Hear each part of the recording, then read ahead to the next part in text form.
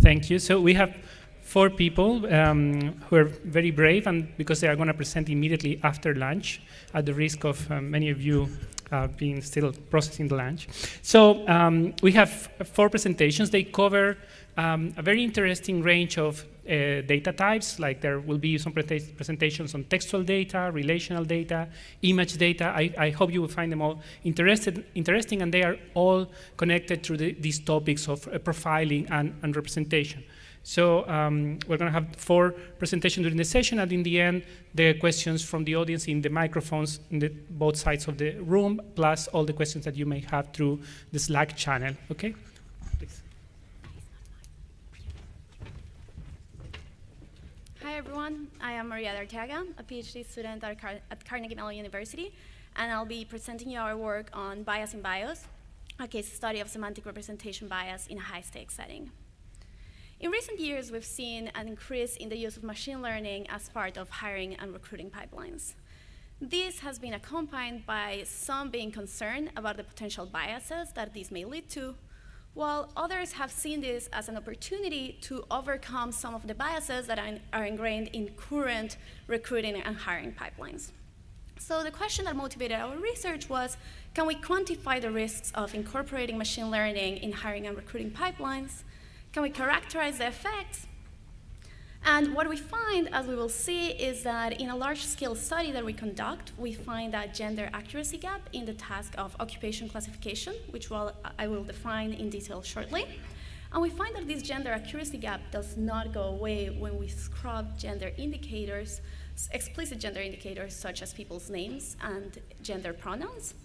And most importantly, if we find that this gender accuracy gap can be linked to a compounding of imbalances, and we can link this compounding imbalances effect to a notion of indirect discrimination termed compounding injustices.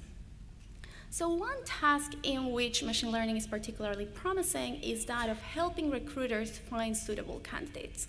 So in particular, if we were a recruiter looking for a computer programmer, we would like a system that helps us point out the fact that there's a candidate who's a software engineer who has experience in Java, Python, C++, but we wouldn't want the fact that their name is Jane to affect the probability of the classifier to retrieve them as a computer programmer.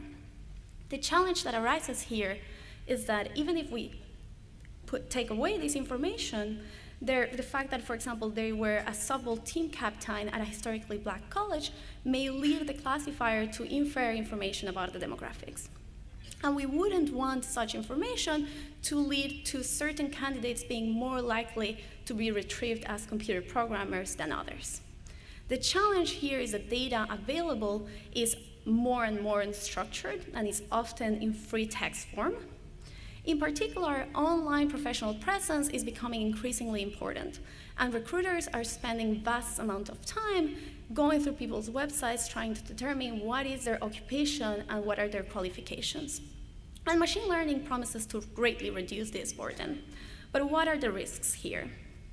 We conducted a large-scale study in which we collected 400,000 online biographies written in third person, and there we can leverage grammar to extract the gender.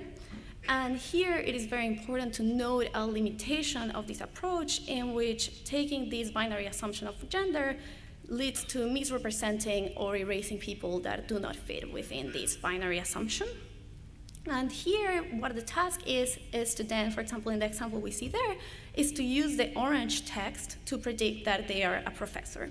And so the task we have is a classification task in which we want to use a person's online biography to predict what their title is. And we have 28 possible titles from the Bureau of Labor Statistics. And we delete the first sentence so that the task is not trivial and more general to what happens when biographies do not have this form. And so the occupations that we have are such as professor, physician, paralegal, rapper, and so on. So the way that our learning pipeline is structured is we have as input data the biographies. We have different semantic representations that we explore, and so we have first a bag of words in which we just use a binary representation. Then we explore using what happens when we use a word embedding. And finally, we look at what happens if we do this with a deep neural network with attention. And our objective is to predict a person's occupation. The first thing that we look at is the gender sensitivity. So how do predictions change if the explicit gender indicators are swapped? And this can be seen in a way as analogous to the study by Bertrand and Mullainathan, in which they look at persons' CVs and they look at what happens when we swap the persons' names so that the inferred demographics vary. And here, what we find is that this is my online biography. So if we input my online biography into the classifier, this was the deep neural network, it will predict that I am a teacher. But if I were to use male gender pronouns as opposed to female gender pronouns, it would predict that I am a software engineer. And this is something that happens at scale. So here we're looking at what are the occupations in which the person would be correctly predicted to be in their occupation if they were using the opposite gender pronouns, but they are incorrectly predicted when they use their own. And so in the left, we're looking at cases for females, and in the right, we're looking at males. And so what we're seeing here is that, for example, female rappers are incorrectly classified as models, but they would be correctly classified as rappers if they were using male gender pronouns.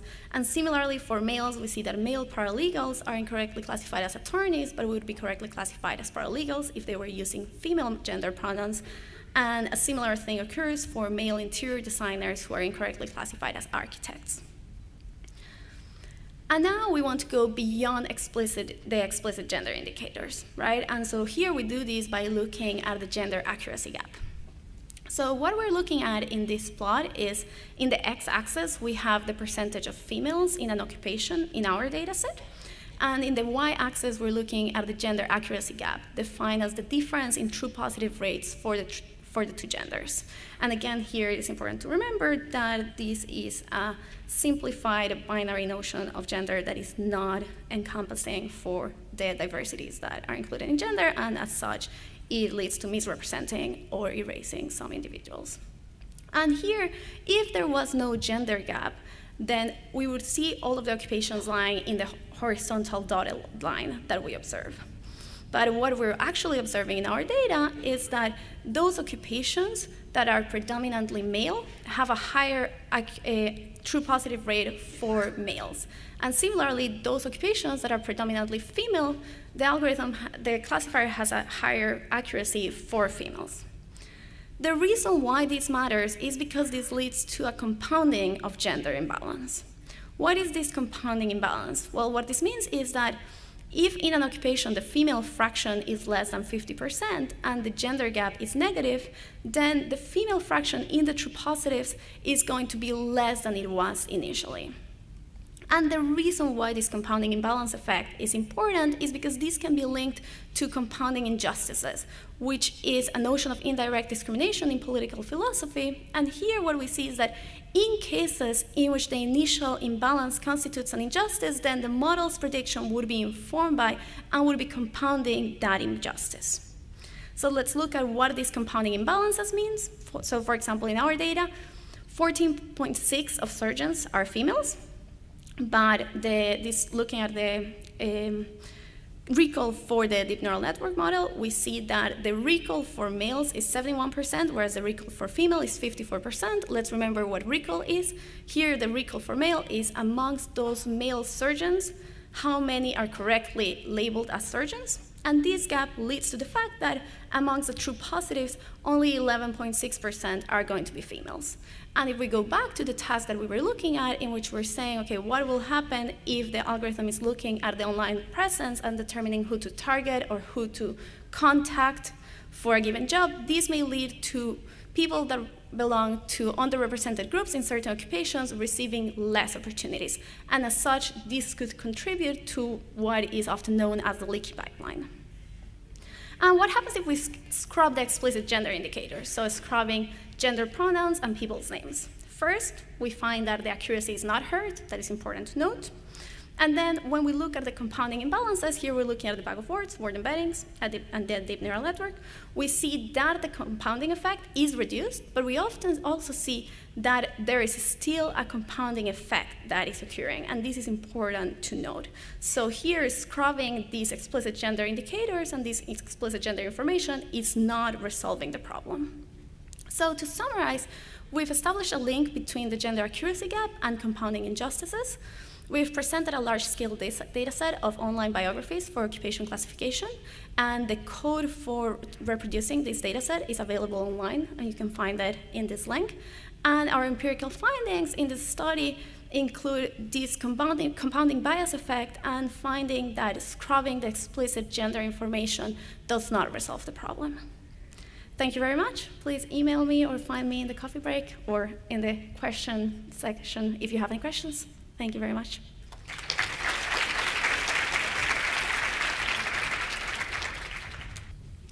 Good afternoon, everyone. I am Abby. I am a postdoctoral researcher at Max Planck Institute for Software Systems in Germany.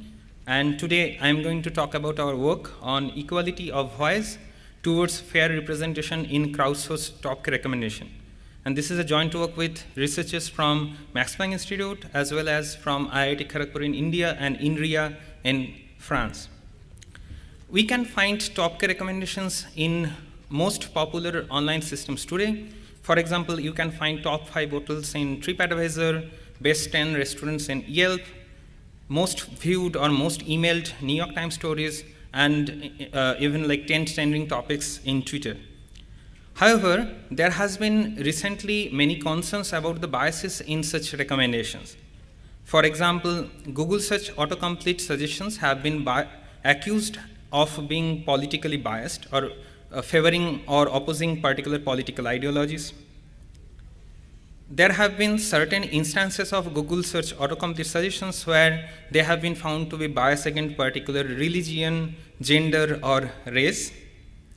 And there has been a recent investigation by Politico which showed how different interest groups can actually run orchestrated campaigns to make specific topics trending on Twitter. The question which we ask in this particular work is what are the reasons behind these biases? And the answer lies on their reliance on crowd activity. All these recommendations are crowdsourced, so that means the items that are recommended, they depend on the crowd activities, how users read, rate, post or share different items on their platforms. Now it would have been perfect or there would have been no issues if crowd was a homogeneous entity.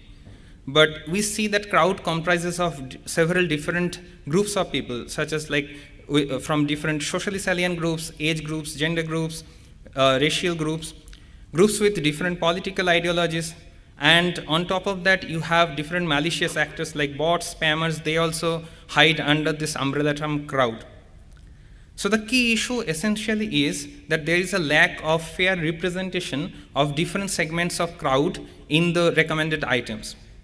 Now to explore this issue of representation further, in this work we reimagined recommendation as an election. More specifically, if we are talking about top K recommendations, then we can think of them as the outcome of K winner elections which like happens at particular time intervals. So where, say, every T time interval can be thought of as an election cycle, where different items, for example, hashtags in Twitter can be thought of as candidates, and user activities during this interval serve as the ballots. Once this mapping is made, then we analyze data collected from Twitter to identify root causes behind the biases which we observed earlier. Now, these are the main root causes behind the biases. So first one is that not everyone votes in every election cycles. And in fact, if you look at Twitter, majority of users are silent at any given point of time. The second problem is that one user can cast multiple votes in an election.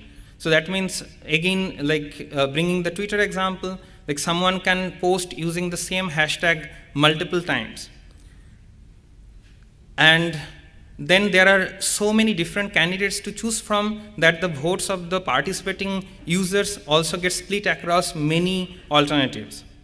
And as a result of all these three factors, the number of voters or users you need to get an item selected is too low, and that makes the elections vulnerable to manipulations. So essentially, in summary, we can say that unfair elections bias selection of items. Now, how to think about fairness in elections then? Fortunately for us, there has been a long line of work on social choice theory or voting theory in particular, where they have looked at how different fairness properties of elections can be incorporated in different mechanisms. We actually adopt some of these properties in the context of recommendation, and I'm just describing one of them. So which is known as like proportional representation, which like very naively saying, it says that opinions in the user population should be represented proportionally. That is, if an item is preferred by say 1/k of the population and we are choosing say k different items, then that item should be selected.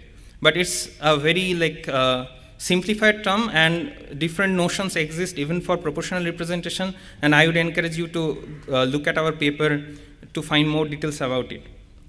But effectively what happens is that if we can follow this proportional representation, then if an item is hyperactively promoted by only few users, that will not get selected unless they have a large critical mass support behind them. There are different election mechanisms which have been also proposed which satisfy different fairness notions, and we find a particular voting method, single transferable vote, satisfying the proportional representation criteria. However, the challenges are that in order to make STV operational, we need the rank choice over candidates for all voters. And as described earlier, that a large majority of eligible voters do not vote, and it's not possible to get rank choice over all candidates even for the voters who are voting. So the technical challenge here is how to infer preferences of all these users, including the ones who are silent. The key idea which we leverage here is that all existing personalized recommendation techniques essentially want to infer individual user preferences for the items which they have not yet rated or interacted with. One thing to note here is that there is no single strategy which will work here, and in fact, like even in personalized recommendation, there have been different strategies which have been proposed for different contexts, such as like using content similarity, collaborative filtering, using social neighborhood. Also, there are strategies for alleviating the so-called cold start problem, where you do not know much about the user for whom you are inferring their preferences. But once these preferences can be inferred, then STV can be used to fairly aggregate these user preferences to select the items for recommendation. We actually implemented for two scenarios, one, like to kind of simulate two scenarios. One is selection of trending topics on Twitter, and another one is to select most popular news stories on a particular Norwegian website, Adressa. And I'm not going into detail of each of the baselines we utilized, but in general, we see that STV selected items have the highest user satisfaction, and especially for Twitter, we could see that the STV selected topics are least demographically biased. Now, to just summarize our contributions, in this particular work, we have reimagined crowdsourced recommendation as an election, allowing us to uncover the reasons behind biases for such recommendations. We identified several fairness properties which we may desire from the item selection process, and then we showed a particular voting mechanism, STV, to satisfy them. But this is not the only mechanism which can be utilized in this context, and there can be like more future works to look at other election mechanisms which can be also applied, which can actually give some other fairness guarantees. And finally, we actually provided practical implementations to infer preferences of silent users, and that actually make STV operational for recommendations in practice. More details of this work can be found in this particular link, and I'll be around to answer any question which you may have about this work. So with that note, thank you.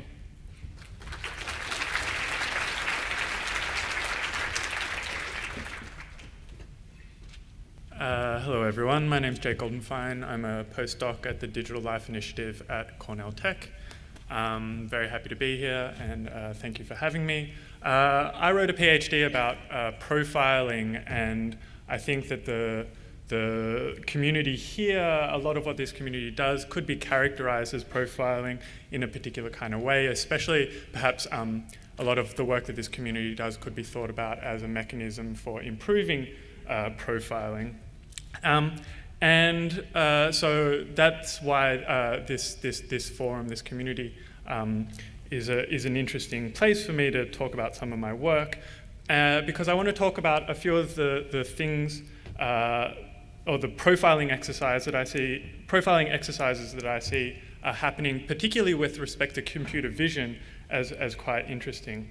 They're interesting because I think they're representative of what we could think of as a sort of new emerging profiling logic, and something that I talk about in the paper as a sort of new type of computational empiricism that's connected to some of the non-representational theory that animates a bit of AI practice. So computer vision is particularly demonstrative of this for a few reasons. One is that it's now a platitude to talk about how the sort of physical world and the informational world have hybridized into a cyber-physical system, but I think it's actually a really important phenomenon. Indeed, I think increasingly our model of governance can be thought of as the smart city more than just the algorithm itself, and computer vision plays a really important role in this technological constellation, because computer vision is one of the ways that the physical world is translated into the symbolic register of computation. And in my paper, I talk about how this is happening not only for facial recognition of an institutional identity, but also things like the analysis and classification of behavior, the computation of personality, sentiment, emotion, and all sorts of particular propensities.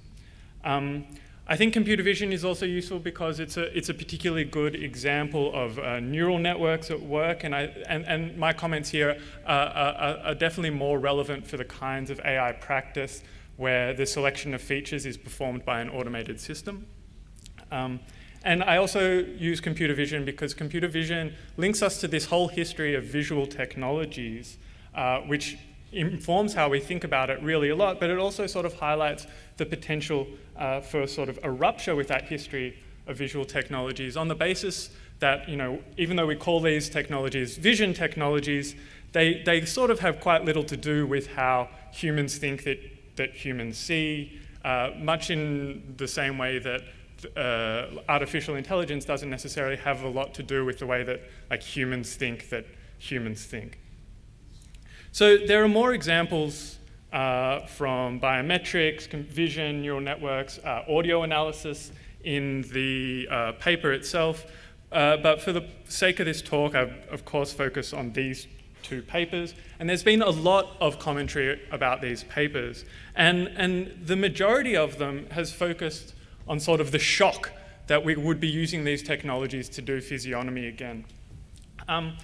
To be honest, I find being shocked by this work a little bit shocking. These ideas have never really gone away. There's been ongoing, consistent academic and intellectual research into precisely these kinds of classifications for a really long time.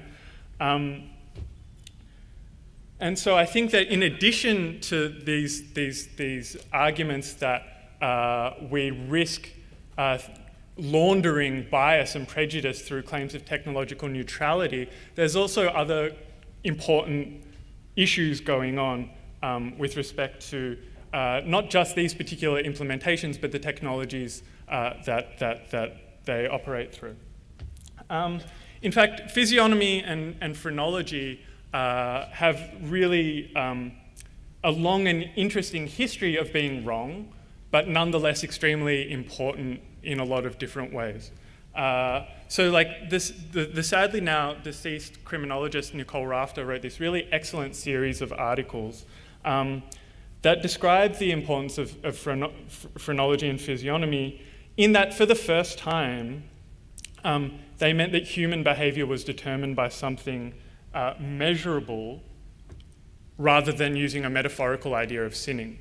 Right? So this was the beginning of the application of methods from the physical sciences to measuring human behavior.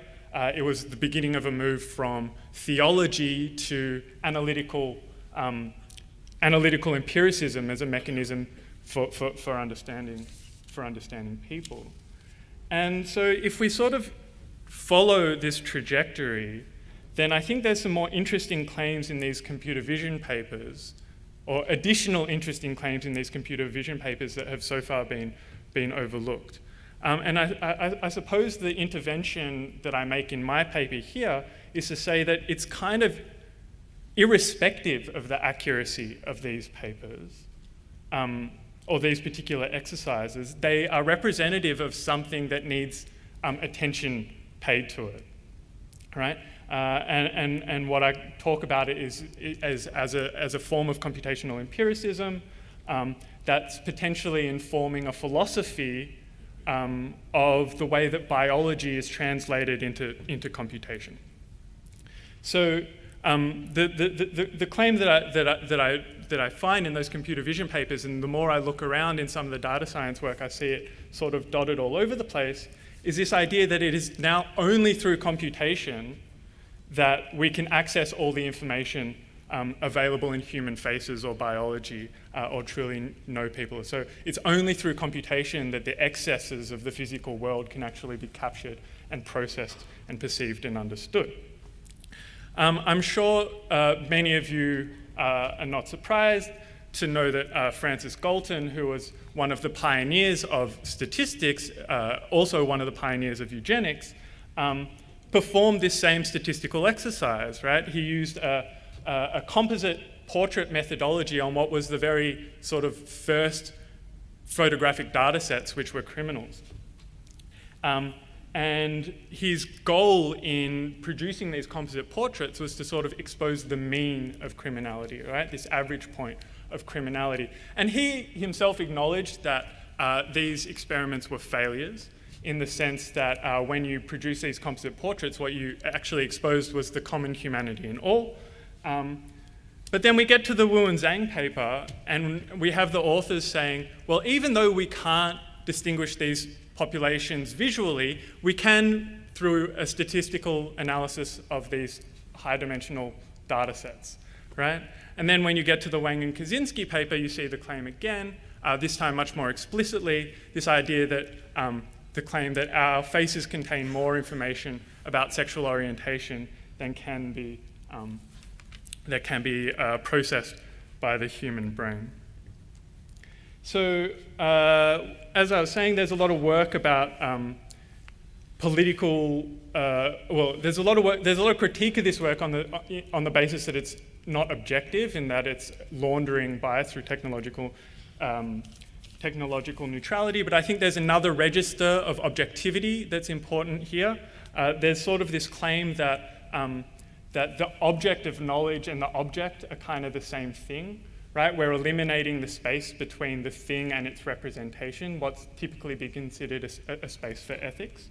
So here's some more examples. This is a system that the UK government uses in migration, where they use audio samples and pattern analysis of audio samples to determine the ethnicity and geographic origin of peoples for migration assessments, et cetera, et cetera.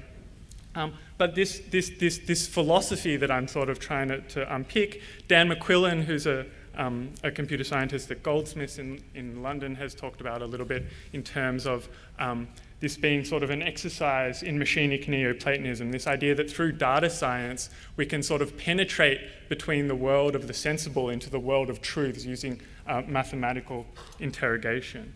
And I think that that's really sort of relevant to the fat ML community, because there's this possibility that in the exercise of trying to eliminate bias, there's a risk of sort of contributing to this claim that there's no difference between the thing and the representation, between the thing and the thing itself, or the profile and the thing itself. And then if that becomes sort of an animating principle of data science, then we have to think about whether we risk sort of participating in this politics of completion, right? This idea that by encoding ethics, we might be actually eliminating the space of ethics, because there's no way to turn to or against the sort of representation or the profile. And the more you look around, you actually see this sort of epistemological position everywhere you go, the claim that only through computation can you sort of know anything at all. And I think that, like, increasingly, this is something that we ought to pay attention to. There's a lot more in the paper, particularly legal ideas around how to deal with that, but for the sake of time, I'll stop here. Thanks very much.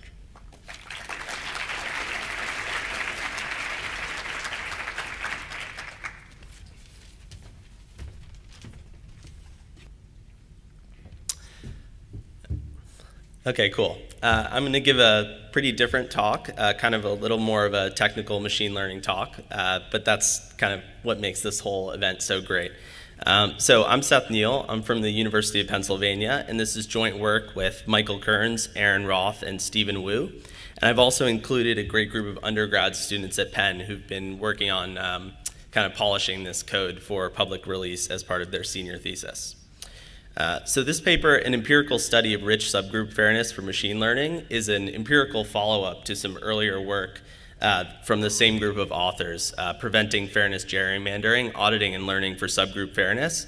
And it's going to kind of try and provide an empirical investigation of a lot of the theoretical claims made in that paper. So to start, I'm going to quickly motivate the questions behind that original paper and then take you through the answers provided here. So as a quick review, typically when we apply a notion of statistical fairness, we fix a small number of protected groups ahead of time. So say groups based on race, gender, age, any sensitive attribute, and then we try and equalize a statistical rate across said groups. So in statistical parity, we'll try and equalize the proportion, let's say, of positive classifications across those groups. In equalized odds, we can try and equalize sort of error rates across those groups, whether it's false positive rates or false negative rates. This paper will focus on false negative rates, although things apply more generally. And, or in calibration, we'll try and equalize positive predictive value, so probability of y equals 1, given that the classifier outputs the 1 as a classification. So the sort of concern or question that motivated this initial paper was that we might worry that a classifier that looks fair with respect to a statistical fairness notion, so across all these marginal sensitive attributes, might actually be sort of hiding, or as we term it, gerrymandering the discrimination in a specific way. So for example, we might have a classifier that's fair with respect to, able-bodied status or race or gender or age, when each of these attributes is considered separately. But the specific subgroup of people defined by, say, disabled Hispanic women over the age of 50 might have a much larger false positive rate than the overall base rate. And there's no real reason, theoretically, to expect that this wouldn't happen under standard notions of marginal fairness. On the other hand, it's impossible to try and equalize these statistical fairness rates over extremely small-grained groups. So when the groups are just singleton, individual people, for example, it essentially results in a trivial classification problem. So what we examine in this initial paper is what are the sort of computational ways we can define these subgroups and still get an interesting learning problem. So just to drive home this idea of gerrymandering with the toy example, this classifier here might be fair when you look at blue and green people separately or males and females separately. But if you look at the subgroups defined by green males and blue females, they're not receiving any positive classifications. And so in this case, we'd say that those subgroups are being discriminated against. So in the Preventing Fairness Gerrymandering paper, rather than just defining these marginal subgroups like blue and green people and males and females, we ask for fairness with respect to a combinatorially large, so a large collection of subgroups. And we actually are able to provide algorithms that are guaranteed in theory under some theoretical assumptions to be able to learn fair classifiers with respect to these sort of subgroup constraints. But while this was a nice theoretical result, it leaves a pretty large gap between the theory and what actually happens in practice. And so in this paper, we tried to analyze and answer some of these theoretical gaps. So the first is, in practice, does our algorithm actually even converge? So on real data, where we instantiate some notion of a rich subgroup and we try and learn a classifier, do we converge to something that looks fair? And what is the accuracy fairness trade-off associated with trying to do this? So can we actually get a relatively accurate classifier subject to this richer fairness notion? And is this even a useful notion in practice? And even if it is this overkill? If we take a state-of-the-art algorithm for guaranteeing marginal fairness, and then we audit it with respect to this more complex notion, will it naturally satisfy rich subgroup fairness? So is it necessary? And because we have an accepted paper, the answer to these questions is yes, at least some of the time. So typically, we're going to see that our algorithm does converge in practice, and we'll be able to trace out an appealing trade-off between error and rich subgroup fairness on all the studied data sets. And probably most interestingly, we take an algorithm for guaranteeing marginal fairness from this previous paper, a reductions approach to fair classification, and we actually audit it for our stronger notion of rich subgroup fairness. And we're able to show that even though it looks marginally fair, we can find some subgroups that are pretty significantly discriminated against. Okay, so the 4 data sets that we'll consider, and the details are all in the paper, will be communities in crime data set, where we're trying to predict the likelihood that a community is high in violent crime rate, the adult data set, the student data set, and the law school data set. So we're trying to predict passing the bar, course performance, and whether someone's income is greater than $50,000 a year. And across these data sets, the different sensitive attributes include race, income, gender, age, relationship status, and alcohol use. Okay, so this first slide is going to show 2 different kind of convergence modes. The first law school data set, we see a really nice convergence of our algorithm over a range of allowed levels of unfairness, essentially. So the more unfairness that we're willing to allow, the lower the error. So things are kind of nicely monotonically ordered with respect to error and unfairness. And you can see in the top 2 plots, on the left-hand side, this is error over time versus iteration of the algorithm. And on the right-hand side, it's unfairness over time. And after about 8,000 iterations, they're both asymptoting, and the algorithm has converged. On the other hand, on the bottom half, you can see that for the adult data set, there's still, even after 18,000 iterations, this long-term oscillatory behavior. And the algorithm didn't converge, even though we ran it for quite some time. What we will point out, though, is that ultimately the end goal of these procedures is to create sort of an error unfairness trade-off curve. And so it's not really a failure mode of the technique when an individual value of input unfairness doesn't converge to something, because we're still able to, over all these different input values, construct a good Pareto frontier of error and fairness, which can be useful in practice. So here are some trajectory plots visualizing the convergence, but I'll get to this because it's a little more interesting. So one problem that you could potentially point out with our methods is that when there's so many subgroups, you can't really check if a classifier is unfair. The only way you can really audit for this rich subgroup fairness is, again, by using a heuristic technique.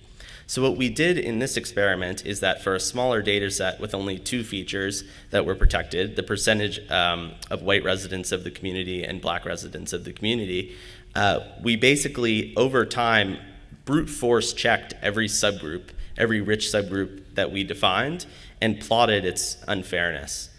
And so here you can see this is the unfairness of the original optimally accurate algorithm, and you can see it's nowhere near flat. And then over time, the dynamic actually flips until, boom, at the end, we actually check that our algorithm does satisfy rich subgroup fairness. So that's strong evidence of convergence. And here we apply the same auditing procedure, brute force auditing procedure, to a classifier that's learned with respect to marginal fairness. And so while this is certainly better than the optimal classifier we saw a few slides ago, it's also a lot more unfair than the classifier we were able to learn using rich subgroup fairness. Okay, so lastly, to explore this kind of contrast between learning a marginally fair classifier and learning a classifier using our methods with respect to rich subgroup fairness, here we have Pareto curves that show error versus unfairness over the kind of wide range of input values. And the red curve corresponds to our algorithm, and the blue curve corresponds to error of the marginally fair algorithm, and then the rich subgroup fairness of that algorithm audited with respect to our notion. So while that algorithm isn't trying to minimize rich subgroup fairness, these Pareto curves, the blue Pareto curve, shows how it actually performs with respect to our notion. And as you can see, interestingly, it kind of does decrease it over time, even though that's not what it's going for. But the trade-off is significantly better when you actually directly try and minimize rich subgroup fairness.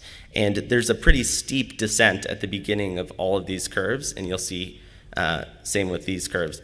And so that kind of shows that across the data sets, you're able to get a substantial amount of rich subgroup fairness at a pretty minimal cost to error, which is a pretty compelling justification ultimately that whenever you're using a statistical fairness measure, it really makes sense to try and impose this stronger notion and at least examine the trade-off curve and see if you can satisfy a stronger notion of statistical fairness across a sort of more inclusive set of subgroups.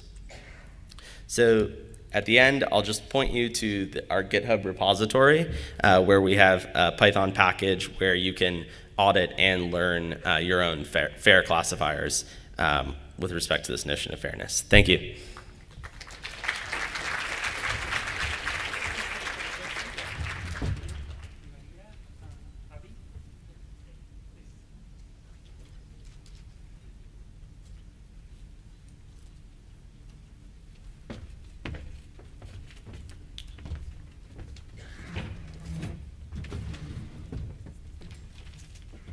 We'll take questions. So a couple of microphones.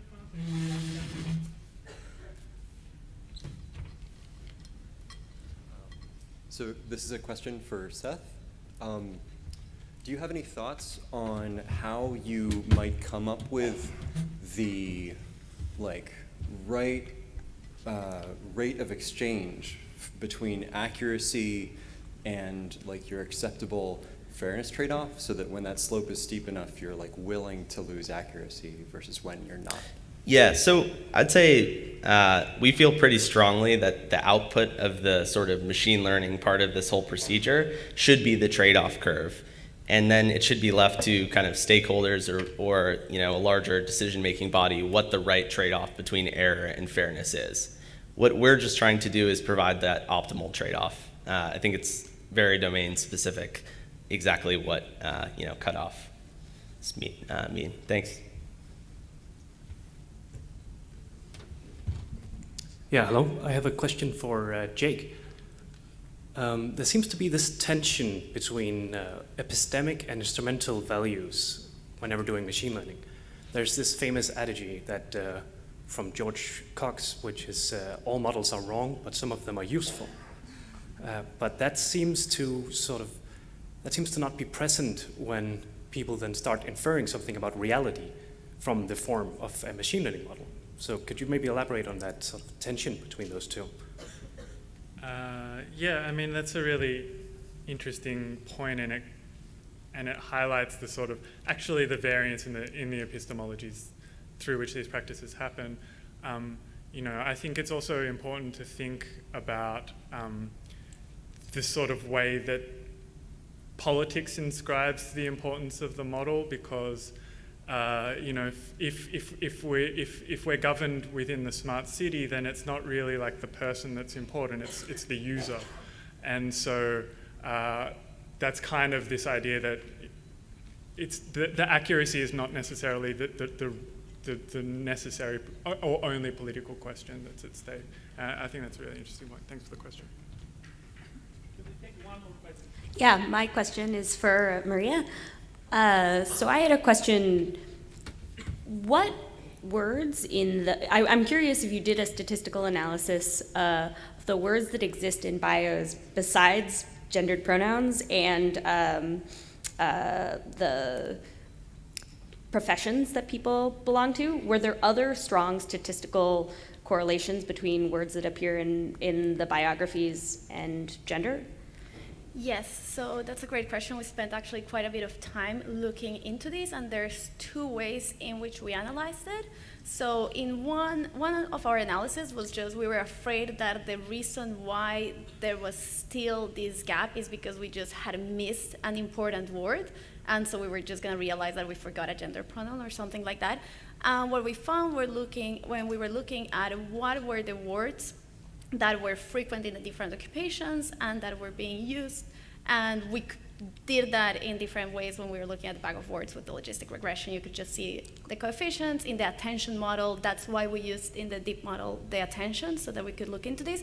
And we found that there was a vast amount of words. There were not just a few words that we could pick up as, oh, let's just remove these few words and we'll get rid of the problem. So what we found was that there was just a very high density of words that were still correlated with being more present in one gender than in the other within an occupation. And there you can hypothesize a little bit of why this may be, and it could be differences in the sub-occupations within an occupation, or differences in how people choose to represent themselves. And I think that that would definitely be a very interesting point to analyze further in this data set, which we haven't yet done. Thanks for your question. Okay, thanks to all the speakers.